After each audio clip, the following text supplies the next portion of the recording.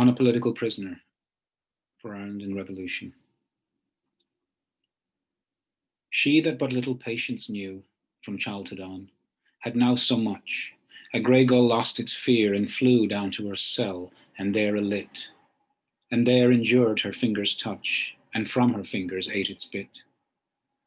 Did she in touching that lone wing recall the years before her mind became a bitter and abstract thing, her thoughts unpopular enmity, blind and leader of the blind, drinking the foul ditch where they lie? When long ago I saw her ride under Ben Bulben to the meet, the beauty of her countryside with all youth's lonely wildness stirred, she seemed to have grown clean and sweet like any rock-bred sea-born bird.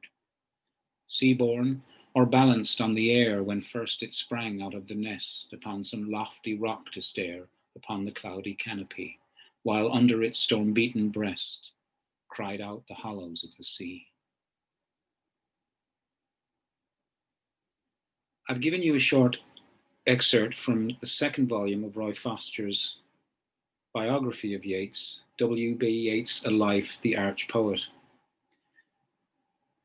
And there Foster describes the circumstances surrounding the composition of On a Political Prisoner.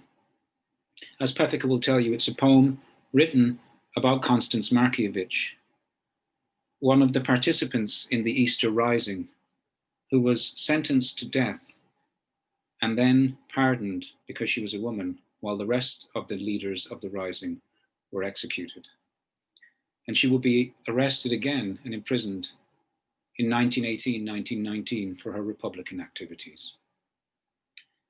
What's ironic about this is that for the author of the early works like Kathleen Ní Houliháin, surely Constance Markievicz is a kind of ego ideal, the ultimate Republican, prepared to put her money where her mouth was and lead out the rebellion and die for Ireland. All of the things that Yeats was calling out for Irish people to do. The problem being, perhaps, that Constance Markievicz was a woman, and this was not the role that Yeats had envisaged for her. But as you'll see from the Foster excerpt, arguably the real issue, or a complication of the reading, is that once again, Yeats is refracting his relationship with Constance Markievicz through his obsession with Maud Gonne. So he says, and we're here, down the green, Gonne remained a reproachful presence. She looks ghastly, W.B. Yeats reported to Quinn. I heard a young English officer speak of her the other day as a tragic sight. The trouble is that she has no fixed conviction about herself and, after being really alarmed, now thinks herself much better than she is and won't see a proper doctor. Her lung is, I believe, affected, and there is certainly great nervous trouble. And it was this last that caused the difficulty with me. She was in an unnatural state throughout, complicated no doubt by the fact that ever since Easter 1916, her convictions have been fixed ideas, always making her judgment unsound. So you see here, and I have marked it in the PDF, that phrase, fixed ideas. Yeats is of the conviction that one of the things that is making Maud Gonne ill is her political convictions. And in calling them fixed ideas, he is, as you'll know from your reading of Nordau and our study of degeneration theory, linking Maud Gonne to degeneration. Fixed ideas being one of the symptoms of degeneration that Max Nordau highlighted throughout his work. You can remember we talked about a kind of paradox of degeneration theory, that the degenerate was both fixated and incapable of fixed attention, that there was a problem of fixity and flow, and it became a kind of structuring ambivalence of that poem, Easter 1916. Here we see it again, for Gonne has no fixed conviction, but her convictions have been fixed ideas. In other words, she's conflicted in herself, and this is making her unwell, and her illness is a direct symptom of her attachment to Irish politics. Early on, Yeats and Maud Gonne played the poor old woman in the first production of Kathleen Ni Houlihan. Early on then, Yeats had seen her embodying the role of the Ireland that would be sacrificed to. But it was no part of his plan that she would sacrifice herself to herself or to the allegory of Ireland. So we're seeing here, and this is again a problem for Constance Markievicz, Yeats's conviction is that women are marred morally and physically by politics. It's an old school 19th century cult of femininity along the passive active male female culture nature line, in which women's place is not the place of the public, of the polis. And as unreconstructed as that sounds, it shapes Yeats's sense that women who do get fixated on politics and on fixed ideas are in a sense likened to a kind of, or vulnerable to, a process of decline. When we see his description here of Maud Gonne, this could be lifted straight out of any part of Max Nordau's descriptions of a degenerate, nervous trouble, unnatural state, lack of attention, fixed ideas, unsound judgments, and so forth. In the next page of the reading, Yeats admits that when he wrote On a Political Prisoner about Constance Markievicz, he describes it as a denunciation of Madame Markievicz that might get me into trouble. And then he further admits, when Madame Gonne quarreled with me, I felt it necessary to denounce Madame Markievicz. So that this poem On a Political Prisoner displaces onto Markievicz Yeats's fears and prejudices about political participation in revolution on the part of women onto Markievicz. So instead of remarking her courage, bravery, and political integrity, he pathologizes her in a poem that is meant to recall her finer days before her fixed ideas, when she was something other than a political figure. You'll see from the start of the poem, she that but little patience knew from childhood on had now so much. That being imprisoned has given Constance Markievicz an opportunity to reflect rather than to act. In other words, to calm down, to cool down, and to get something of a more composed head about her. And you'll see that as she calms down and as she reflects and as she becomes more composed in herself and returns to something more like her feminine nature, a bird, a grey gull in this case, comes to alight on her hand. We'll see again in The Second Coming, and we've seen previously in On Bayou Strand, that Yeats is very interested in images of birds as images of nature and the integrity of its instincts. That birds don't second guess their nature, and they don't destroy their nature in abstract ideas like politics. They are what they are, they embody what they mean, and they do what they do. And so animals are a great kind of image for integrity and spontaneity and instinct over and against human conviction and so forth. And the idea of the woman who has time to reflect on her better self, coming into contact with a gull that loses its fear and comes down and eats from her hand, tells you that for a woman like Constance Markievicz, if she has any hope of recovering her better self, prison is the right place for her. And then he asks the question. In his middle phase, we've noticed, Yeats is the great poet of the question. So many of these great poems from this middle phase are rhetorical in structure, and they're always asking questions of somebody. What need you being come to sense, etc. So here's the question.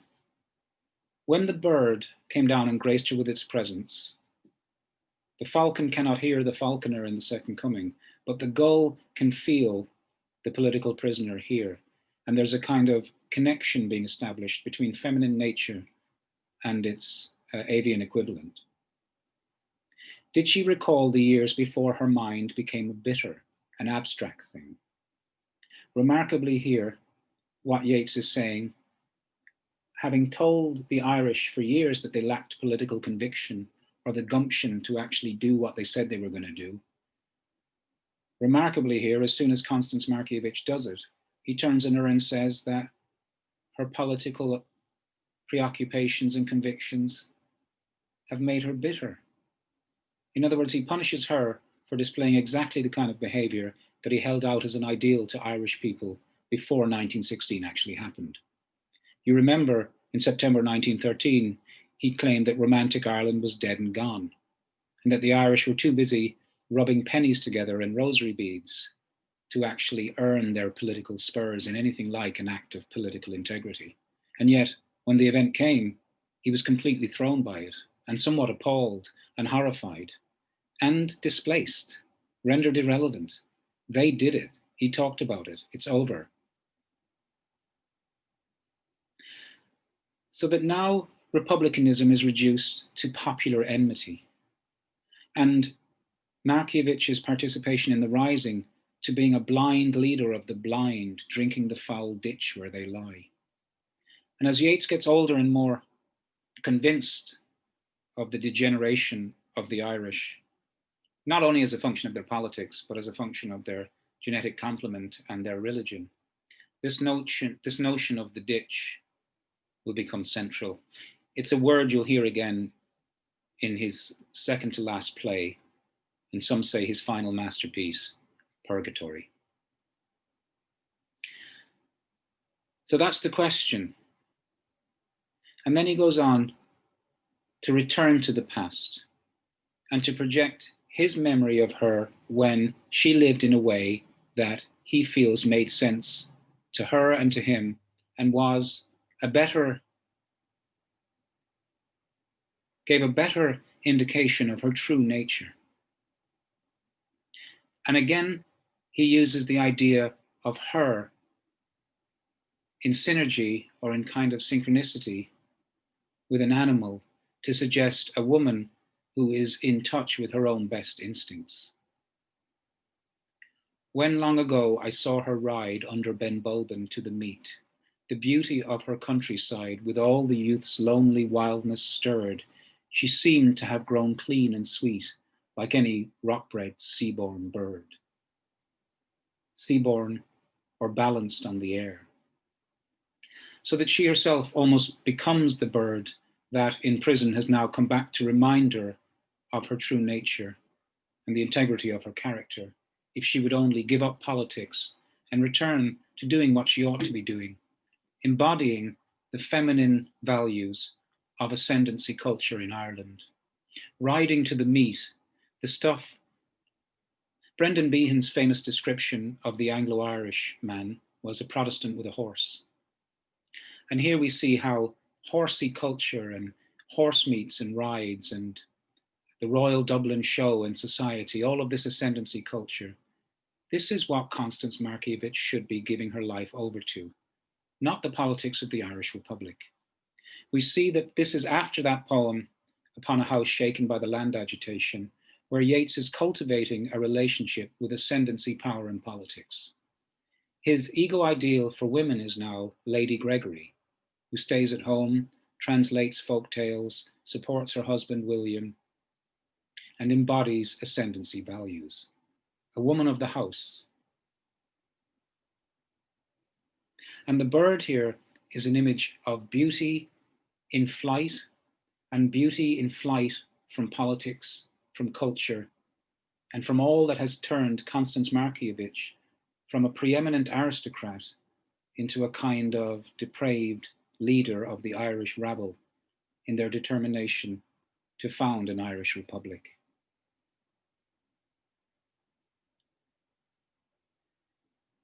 And as Foster goes on to show, this image of the seabird in this extraordinarily powerful poem is also related to Gon. Gon, as he admitted to Pound and to George, stands behind the poem too, not only in the denunciation of abstract bitterness and the politics of the crowd, hurling little streets against the great, but also in the image of a white seabird, associated with her as far back as their tryst in Howth in 1891, and transferred to Iseult in the audacious opening image of The Only Jealousy of Emer. A woman's beauty is like a white frail bird, like a white sea bird alone at daybreak after stormy night between two furrows on the ploughed land.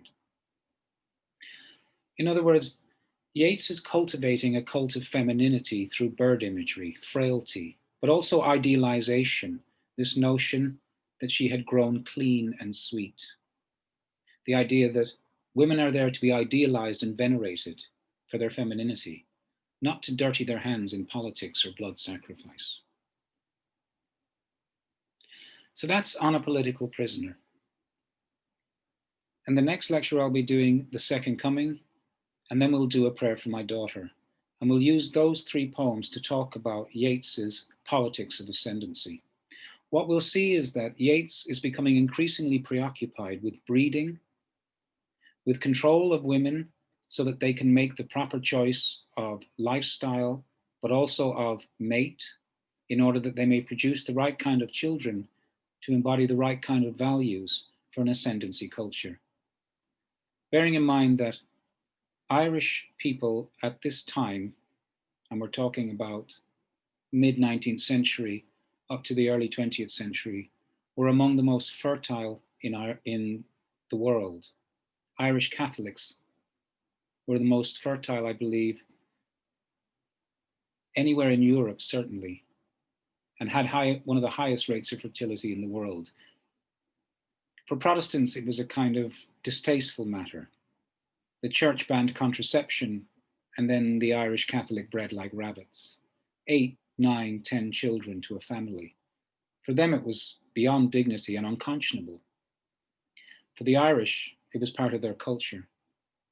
We have seen how, before the famine, certainly, there was no reason not to have lots of children because of the politics and culture of subdivision of the land. There was plenty of food, plenty of land, and you just subdivided it as you went along. After the famine, things changed a little bit. But the politics of contraception are hugely important to Yeats as the Irish Free State comes into its force, because one of the first things the Irish did in order to prove their post-colonial independence from England was to set up a bunch of oppressive laws, enshrining Catholic teaching into laws so that they could be oppressed by themselves. And Yeats is one of the great observers of this process and one of its great critics, as you can imagine.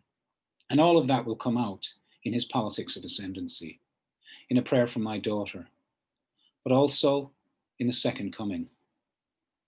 So we'll stop there for now, and I'll see you in the next one, which will be called The Second Coming and A Prayer for My Daughter.